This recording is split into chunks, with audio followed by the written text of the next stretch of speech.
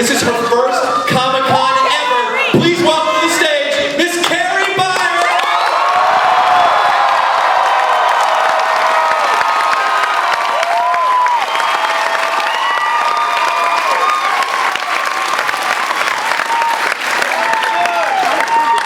Nice. You are a handsome-looking group. You are a handsome-looking group. This, by the way, is the first time that all you guys have been together as this group at a con. Is that not correct? Absolutely. It's the very first time. It's a historic first. It's a very... Now, Adam, you I've been friends with for a little while, and the rest of you I met through Adam, actually Kari separately, and then Jamie. We've never really had a lot of time to spend alone together. I'm kind of hoping we'll get to rectify that at the con this year. But 7 years you guys have been together. 7 years.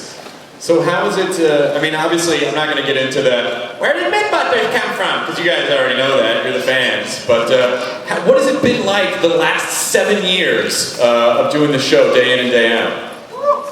Wow. It's not a very glamorous job. I mean, we're all having the most fun we possibly can, but on a day-to-day level, it's pretty blue collar. We get beat up, we get stitches, we get bruised and dirty. I think they call that getting her done. That is exactly. Yeah. And then that's juxtaposed with coming to a place like Comic-Con where all of us have been getting accosted in the best way possible by people with big headdresses and boobs and wigs and all sorts of things. It's amazing. This is boobs? The ones that I saw.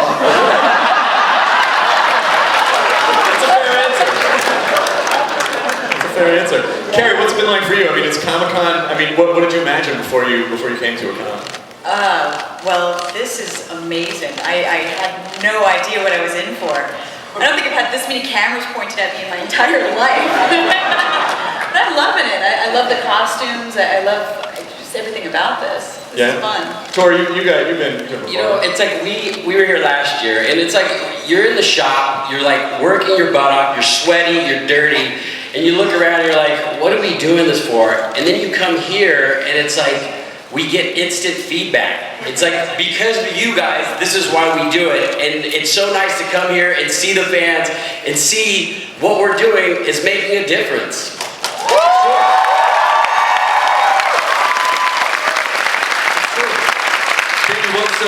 How many cons have you been to at this point? I think actually Jamie would like to tell you this answer by singing a song, don't you, Jamie?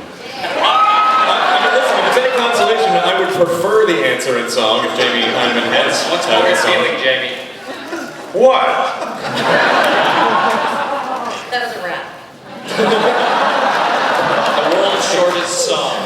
Take it to the bridge.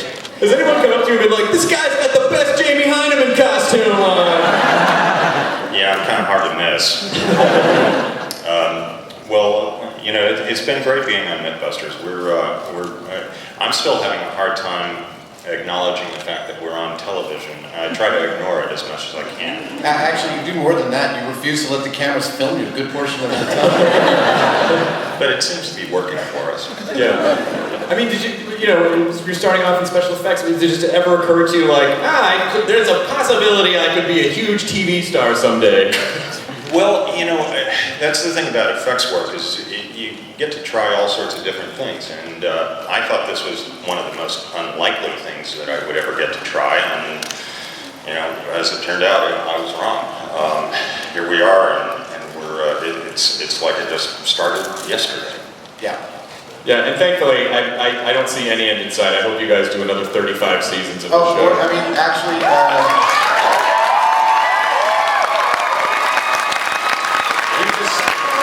we have just signed up for at least several more years of the show.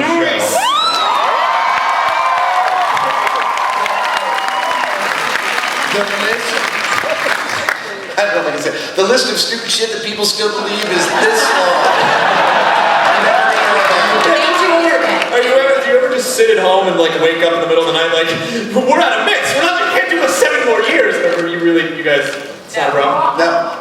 You just surf the internet, it really works. I think this internet thing's gonna catch on, Grant. Yes. Grant, what are you gonna do when Jeff Peterson becomes self-aware and decapitates Craig Ferguson? What are you gonna do? I'm not sure, Robot Uprising is one of those scenarios, there are all these scenarios of apocalyptic events that you have to be prepared for. Zombie apocalypse, Right. alien invasion. Robot Uprising is just another one of those scenarios, and I've got a toolkit set up. Do you have, it's a valid question. As a robot specialist, do you have any advice for how to handle the robot uprising, during an attack? Well, the EMP hasn't been perfected quite yet. I will let you know. It'll be available online on my website. You were going to create the uprising so you can sell the cure. That's some government tactics right there. I was actually just reading the other day that someone's built a robot that powers itself by eating food and getting energy from a rudimentary digestive system. And I was thinking that's perfect for Jeff Peterson. That's what you do. Jeff Peterson is going to evolve. He's got to evolve. He will, eventually. Someday, legs. We're going to win them off. What? We could all. We'll get to work on that after it's not awkward anymore.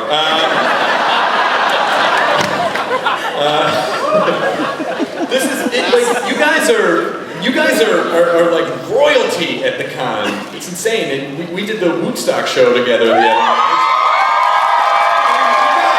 You don't understand.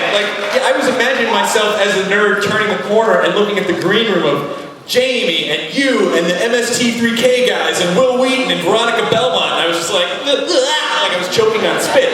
So, and you guys are royalty, and you told this insane story about something that someone made you sign. Last year we were at the signing table, and we got out there, and there was this huge roar. And I think largely it was a roar because Jamie stood up on the table and went like this. And it's just not something you expect to see. And as we were signing, people were bringing up all sorts of things for us to sign, and these people put a baby on the table. And he's wearing a onesie that said, it still creeps me out, he was wearing onesies that said, proof that nerds have sex. And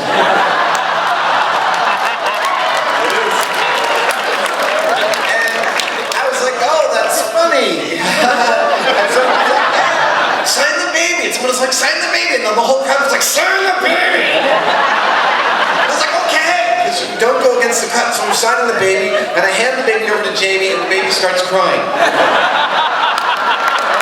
So I said, stop pressing so hard. And when infants are involved, no one thinks those jokes are funny. Except for me and Jamie, who makes it look like he's pressing really hard. Do people kind of accost you on the streets in the Bay Area, or is it? Well, yeah, they do, but I don't know.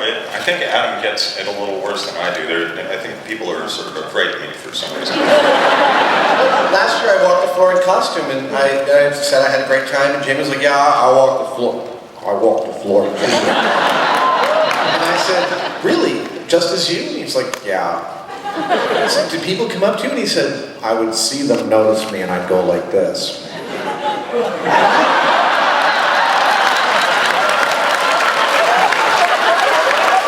That's a superpower. Cis-man. Jamie has the makings of a perfect supervillain. If there's some sort of a lab accident, he sprouts like 10 other arms or something. He's gonna be a perfect supervillain.